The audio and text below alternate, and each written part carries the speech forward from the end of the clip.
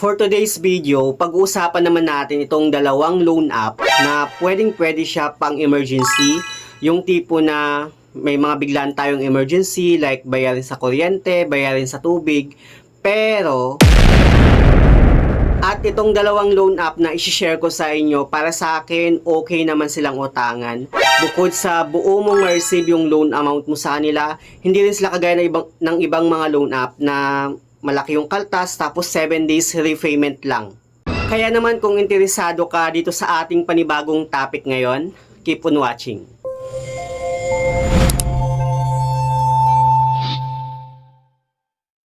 Hello guys, it's Ciel Mariano and welcome back to my YouTube channel. At kung hindi ka pa nakapag-subscribe sa aking channel, please subscribe dahil palagi ako nag-share ng mga experience ko at nag-review ng mga OLA or online lending platform kung legit ba o hindi dito sa ating channel. So, pag-uusapan nga natin itong dalawang loan app na pwedeng-pwede siya sa mga biglaang pang-emergency dahil buo mong ma-receive yung loan amount mo sa kanila and hindi rin po sila 7 days repayment. Unlike sa ibang mga loan app na 7 days repayment na nga lang tapos ang laki pa ng kaltas doon sa first time na loan mo. Napansin nyo rin ba na ang daming mga nagsisilabasan ngayon na bagong loan app?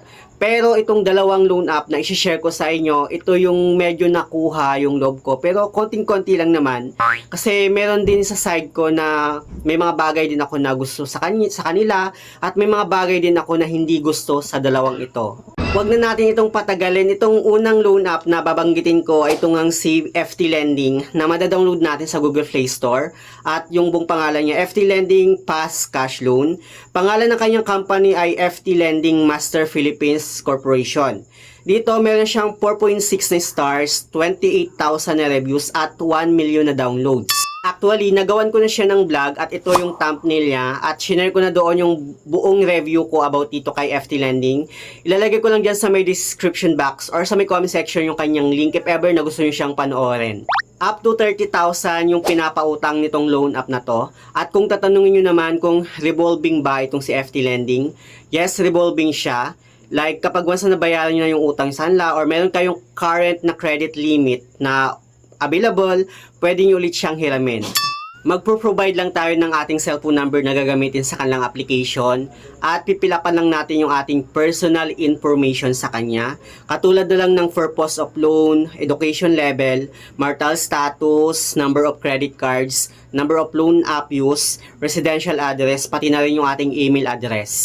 Magsi-selfie verification tayo and then magsasubmit tayo ng ating valid ID. So yung mga ID na hinihingi niya is katulad na lang ng SSS, PRC, passport, postal card, national ID, TIN, driver's license, voter's ID, PhilHealth card, tsaka yung ating pag-ibig ID.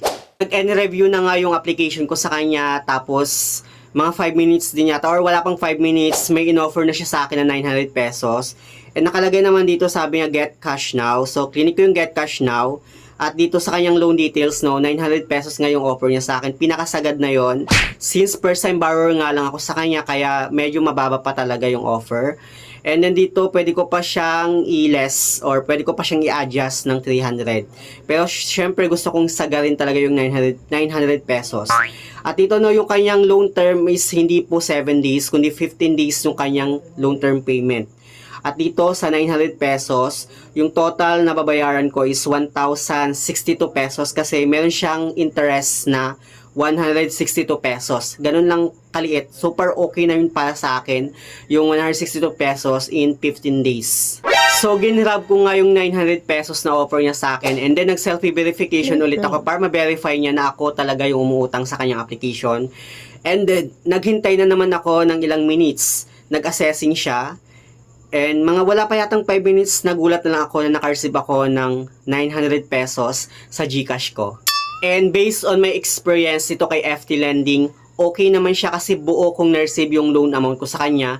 Yun nga lang, after 15 days, actually, siguro ito yung mali ko sa kanya kasi wala pang 15 days, like parang nag-advance payment ako sa kanya ng isang araw. And then pagkabayad ko sa kanya kasi akala ko makakapag-reloan ulit ako sa kanya para matry ko kung pwede bang mag-advance payment sa kanya. Pero after ko mag-advance payment and then ni-reloan ko ulit yung loan, bigla na akong na-reject sa kanya. Tumaas naman ng 200 pesos yung credit limit ko dito kay FT Lending. From 900 naging 1,100 na yung offer niya sa akin. Yun nga lang pagka-reloan ko na disapprove na ako. So hindi pala guaranteed na makakapag-renew ka or makakapag-reapply ka ulit ng loan mo sa kanya kasi submit for approval ulit siya. And then kay FT Lending na lang kung ma-approve ka ulit or madi-disapprove.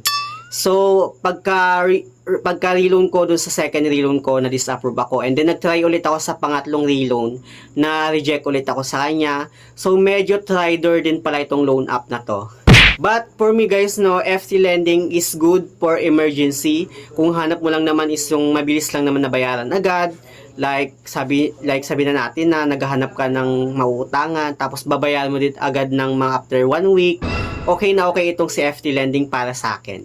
At yung pangalawa naman natin guys no ay ito ngang si Mega Peso na madadownload lang din natin sa Google Play Store at yung buong pangalan niya is Mega Peso Fast Cash Easy Loan and yung pangalan ng kanyang company ay C Marge Financing Incorporated. Dito meron na siyang 4.8 na stars, 30,000 na reviews and then meron na rin siyang 500,000 na downloads. Actually, nagawan ko na rin ng vlog itong si Mega Peso.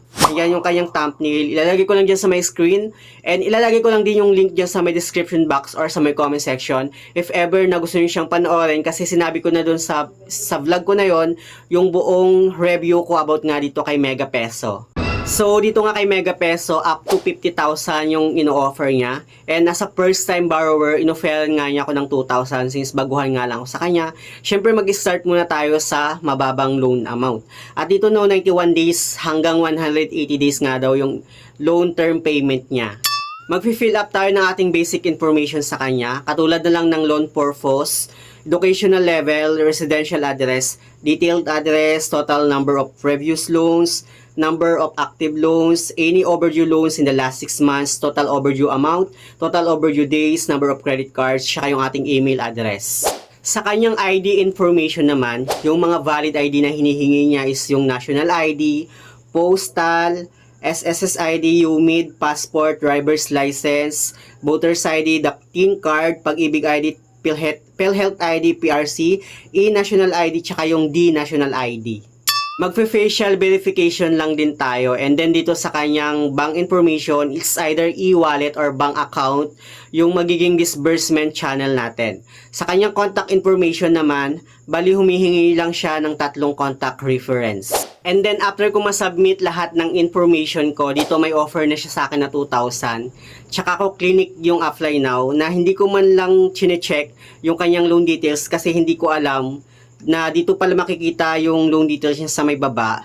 Akala ko kasi pagka-click mo yung Apply Now, doon mo makikita yung loan details niya. So, after nun, nag-in process na at naghintay na lang ako ng result kung ma-approve ako or hindi. Then, wala pa yatang isang minute, nagulat na ako na naka-receive ako ng 2,000 sa GCash ko at galing nga dito kay Mega Peso. Yes, buo kong na-receive yung loan amount na offer sa akin ni Mega Peso. Yun nga lang, sobrang laki naman ng kanyang interest. Like, pumapatak ng 40% to 50% mga yan.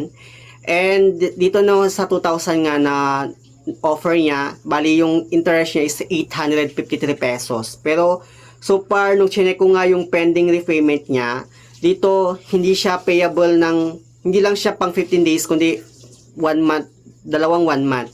Dito yung first term ko nga is 15 days, sa second term naman is 1 month, and then sa third term naman niya is 1 month. So, okay na yun sa akin, para sa akin kasi medyo matagal na rin yun. Parang 2 months and 15 days mo siyang babayaran. So, medyo okay na rin yun. Yun nga lang talaga, medyo malaki talaga yung interest niya. Hoping, di ba, na sana mag-improve pa lalo itong si Mega Peso and magbaba pa sana yung kanyang interest. Para sa akin, considered na rin itong si Mega Peso as emergency. Dahil nga sa buo kong na-receive yung loan amount ko sa kanya, hindi rin siya 7 days na repayment, kundi 15 days and 2 months. And yun nga lang guys, no, advice ko lang sa inyo, para sa akin lang ha, isang beses lang kayong hihiram if ever na talagang emergency at kailangan nyo talaga ng pera. Pwede naman ito si Mega Peso. Pero kapag hindi nyo naman kailangan, huwag nyo ipilit kasi para sa akin malaki pa rin talaga yung interest niya. Same lang din sila ni FT Lending na the more na mas malaki yung offer na igagrab nyo, the more na mas malaki yung interest na ipapatong nila. So, best advice lang din talaga na humiram lang kayo kapag kailangan nyo lang talaga. At ito na nga yung masasabi ko dito sa dalawang loan app na to. Para lang sa akin guys ha, okay na okay sila for one-time emergency kasi buo mong ma-receive yung loan amount mo sa kanila at hindi rin sila 7 days repayment. Yun nga lang, pagdating talaga sa interest, medyo tagilid lang talaga sila. Hoping soon na sana mag-improve silang dalawa and babaan nila yung interest nila. So, yun lang naman yung gusto kong i-share about dito sa dalawang loan app na to. Sana meron kayong natutunan. Anyway, sa mga hindi pa pala nakapag-subscribe sa aking YouTube channel, please don't forget to like, share, subscribe.